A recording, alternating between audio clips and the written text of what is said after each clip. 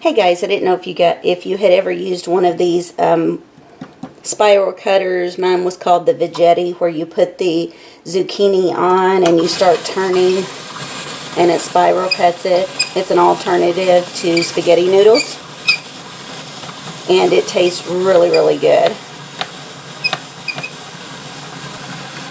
What I'm doing is spiral cutting all of my zucchinis that have come out of the garden so far.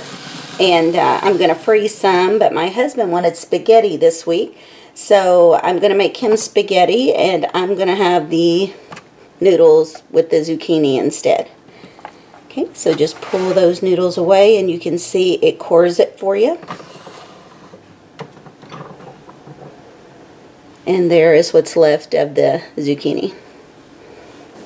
Okay, as you can see, I have a big pile of noodles here. And can't wait to cook them, actually. It's really tasty.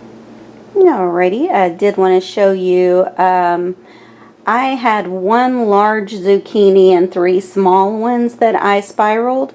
I got 2 quart-sized bags out of that. As you can see, some of the noodles have a little bit of a yellow tint. What that is when it was spiraling through, it wasn't on exactly center, so it was spiraling into where the seeds were. Once you get into the center of the zucchini, it's a little yellower, and it still tastes good. I just didn't want you wondering why some of the noodles looked a little whiter than others. And I leave the green in there as well. It tastes really good. So anyway, next update will be when we put this into a meal. Hey guys, this is what the noodles look like cooked up.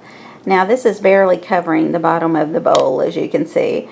But I did want to show it to you to let you know that this was a full quart-sized bag that I boiled down, and this is how much it will make. So it gives you an idea there, in case you were going to freeze it by the quart. If you're freezing for a family, you definitely want to use a gallon bag. Okay. Now what I'm going to do is just add some diced tomatoes, as well as some ricotta cheese and maybe a little mozzarella, and I'm good to go. Now this is my preferred way to eat it, but you could of course use regular spaghetti sauce. You can even cook down the tomatoes with onions and garlic and maybe some sweet peppers. That makes a really good sauce as well, but this is just what I like. So anyway, wanted to share. Hope you guys have a great week. Thanks for stopping by.